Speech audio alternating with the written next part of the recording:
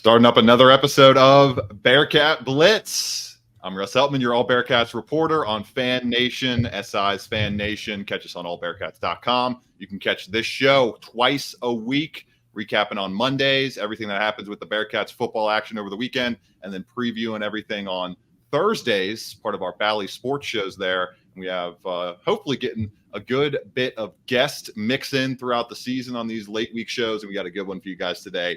UC's leading wide receiver from the Pitt game, 5 catches, right around 60 yards for Braden Smith. And of course, the game sealing touchdown to push their lead to 27-7 and ultimately the decider in that upset victory for the Bearcats. And of course, joined across the way by my usual guest, my co-host, Dominic Goodman, former UC wide receiver and Talawanda offensive coordinator up in the high school ranks. You can catch this show on Apple Podcasts, Spotify, YouTube, my YouTube page, Talking Cats with Russ Heltman. Find all the podcasts there, along with interviews with players and coaches across the Bearcats football roster and basketball roster. Once we start getting closer to basketball season, interviewed Malik Van yesterday, the Bearcats' highest graded player on PFF through 2 games this season. The wily veteran is having himself a nice encore after an unfortunate injury shortened season in 2022. Dominic, it's battle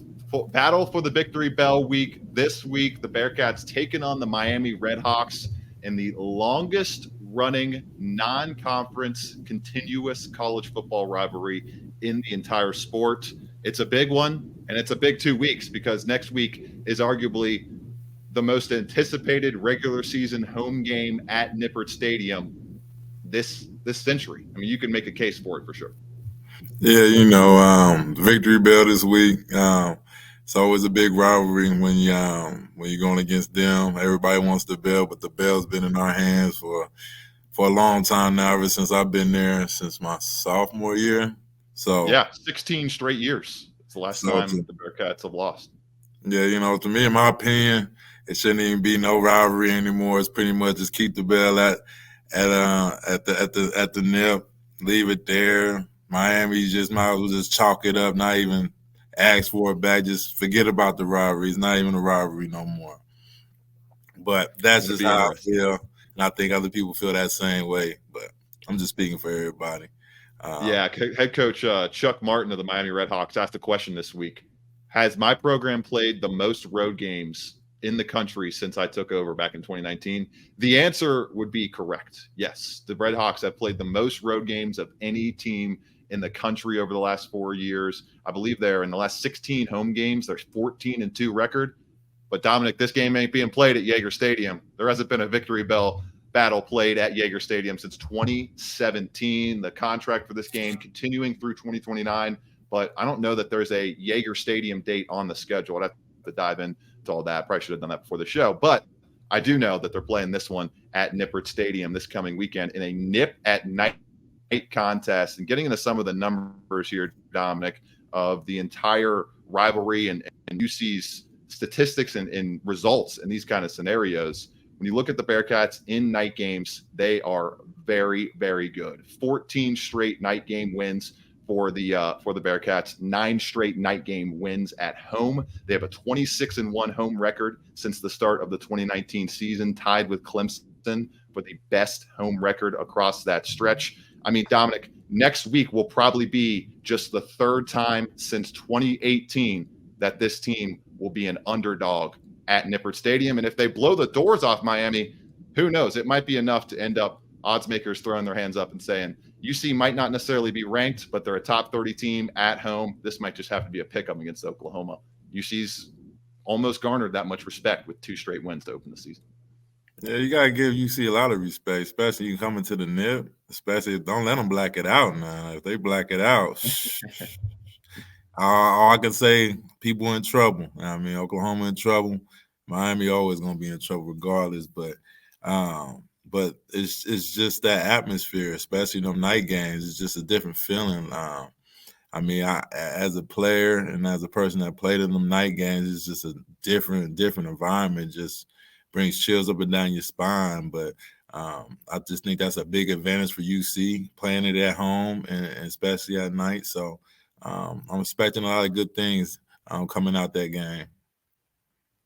13 straight sellouts now, Dominic, after UC just announced that this upcoming game is sold out at Nippert Stadium. I imagine it's going to be sold out once again next weekend for the contest against Oklahoma. And I'm not quite sure the theme for this weekend's game. I'm trying to pull it up right here before we dive fully into the preview. But let's get into it right now before we welcome on Braden Smith for the back half of the show. We got about 5 minutes to dive into some of the key players here for a Miami team that's 2-0, dominant, or 1-1, excuse me, got housed by the, honestly, I guess you got to call them the real Miami now, Miami, Florida Hurricanes. They destroyed Miami in week 1. The Redhawks come back and get a double-digit victory over UMass behind a high-powered outing from the new leading receiver single game mark in Redhawks history, a guy by the name of Gage Larvadain, 273 yards on 8 catches, 3 touchdowns, had a school record for yards in a game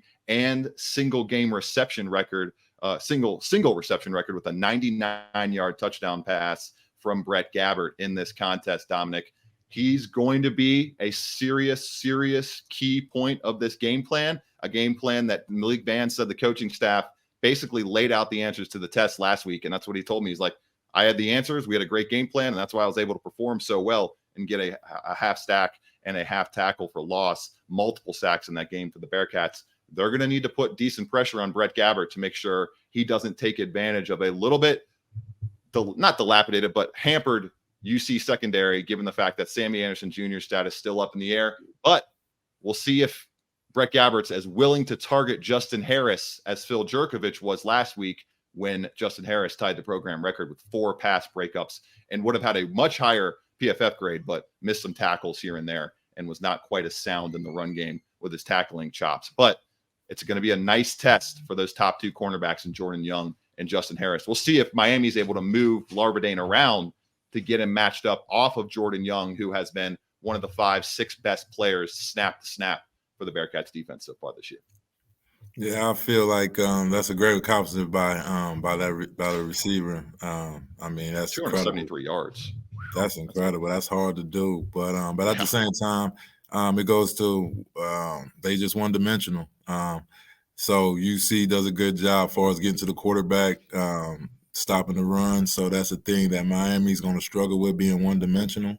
So they're going to have to find ways to get him the ball, and I think the defensive coach got a good game plan, just like got the answers to the test. And as long as they follows those that study guide and follows those the cheat sheets, they'll know how to contain is Gavin? Is that right? Larvadain. Larvadain. They figure out how to contain Larvadain, and once they do that, I mean, it's pretty much go back to my old saying, it's going to be a blowout. So you got to be able to run the ball to get your receivers open. If you can't run the ball, it's going to be struggling with the pass. So we'll see how it goes. Gage Larvadain. We'll see what kind of impact he can have in this one. Mac Hippenhammer last year had a pretty strong game for the Bearcats, caught a deep touchdown, was a guy that, or not for the Bearcats, for the Redhawks, obviously, caught a deep touchdown and was a guy that gave Arquan Bush and company some problems in coverage in the 2022 battle for the victory bell. On the other side of the football, when you're looking at the defense here, Dominic, there's not a lot to scare you when you think about the tackling issues they've had so far this season, the fact that the run defense is not really up to stuff. When you look at the analytics matchup in this game, the run defense is not great. It's 55th overall, so middle of the pack right there. And this could be an opportunity for Emory Jones to pick up his production from last week, where he was kind of just guiding the ship. Perfectly stable, perfectly solid, had 1 turnover, but didn't put the ball in harm's way very often and made enough clutch plays, i.e. that Braden Smith touchdown, to notch the victory for the Bearcats. I'm very interested to see if they can get the pass game going here against the Miami, Ohio defense that ranks 79th in the country in EPA per pass allowed, up against a Ohio or UC offense with the 20th EPA per pass ranking in the country. This is going to be very interesting and one that could ultimately decide the game when we think about Braden Smith, D. Wiggins, and this Xavier Henderson, who was held to 1 catch last week. Good job game planning by the Pitt Panthers.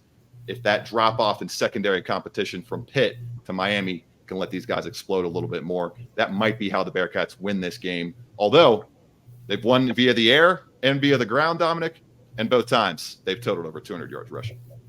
Yeah, it's pretty much you got to pick your poison. You got a great receiving core they have, and you could try to focus on that. But at the same time, you got a good run game with Corey Connor and Montgomery, and then you got Jones also does well on his feet as well. So it's one of them things you just got to pick your poison. If it was me, I'll just be like, I got to stop the run and just hope for the best.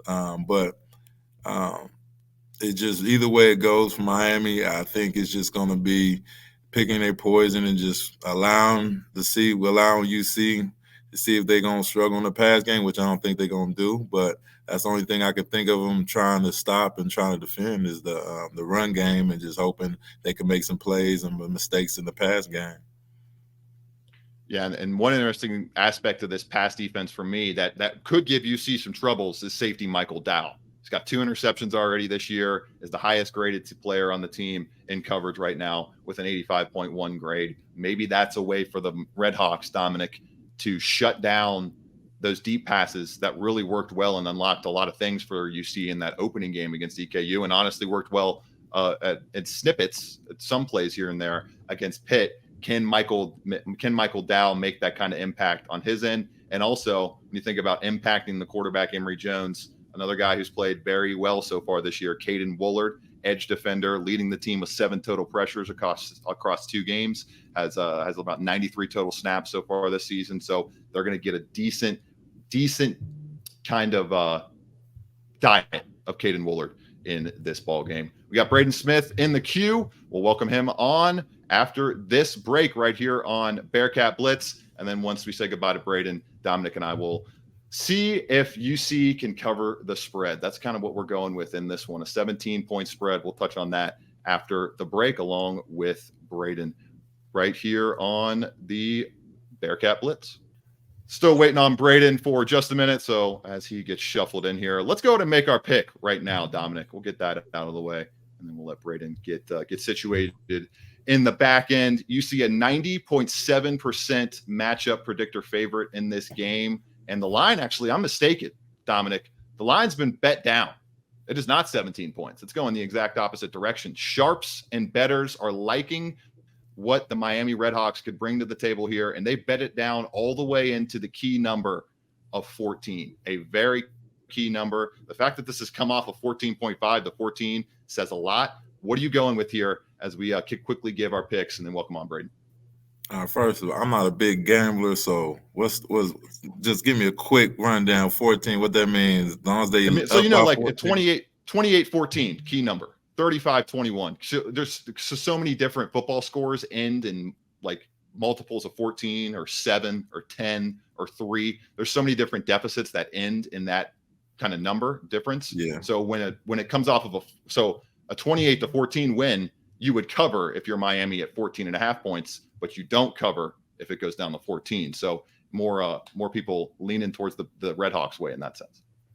Well, I mean, it's going to be a blowout. So, I mean, either way it go, 21, 28, 30, it don't matter. You can just go ahead and throw it down. It's going to be a blowout. So, I just feel like UC going to pull away, at least win by 30. That's my feeling. Win by 30. You've been more accurate than I have with the score predictions. I'm going to roll UC 35-17 in this game. I think the offense gets going through the air. They slow down Caden Woolard enough. Michael Dow makes maybe 1 or 2 plays, but they get him for a couple deep shots, and they get the job done. And another big win, kind of similar score to last year's battle for the victory bell. Let's go ahead and welcome in Braden Smith now. He is the Bearcats wide receiver, transferred over from Louisville this past offseason, and he is already making plays with UC. 5 catches, 59 yards, and the game-sealing touchdown. The difference in the 27-21 victory for Cincinnati against Pitt. Braden, thank you so much for the time today, my man. Yes, sir. Thank you for having me. So, Braden, this is fitting. We had to change the schedule around a little bit. I heard you're doing some piloting things, and it's a 2-0 record so far to start the year.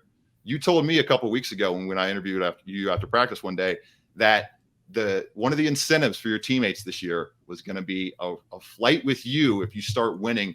Is there a certain amount of wins that the team has to get to before those seatbelts start getting strapped up and the headset gets put on by Braden Smith and his teammates?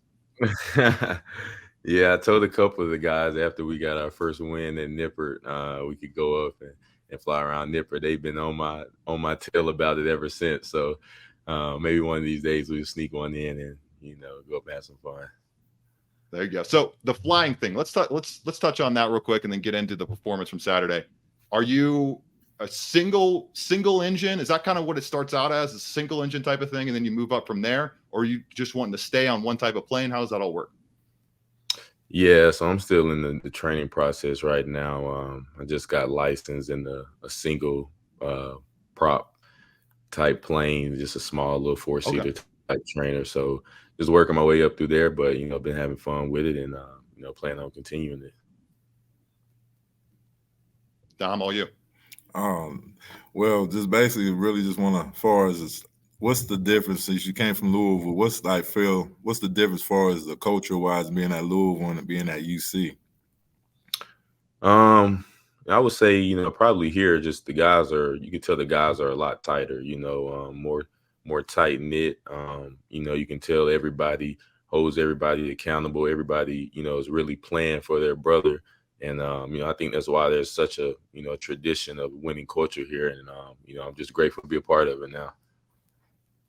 Braden, walk us through the touchdown catch in Pitt in the corner of that end zone. You're able to scrape that knee. Dominic and I, we spent about almost 2-3 minutes on it, just going through how difficult people that don't really understand how difficult it can be to contort your body in that kind of way and still be able to drag that knee. Maybe go through moment by moment what you saw in that play.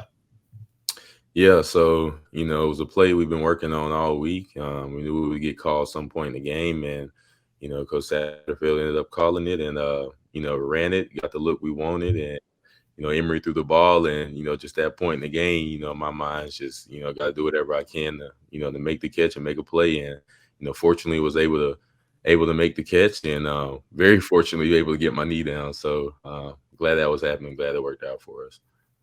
Are you ever, obviously it's such a split second thing. Are you thinking, in that split second, I got to get my knee in, or are you just trying to angle any part of your body as into the painted grass and the non-white grass as possible?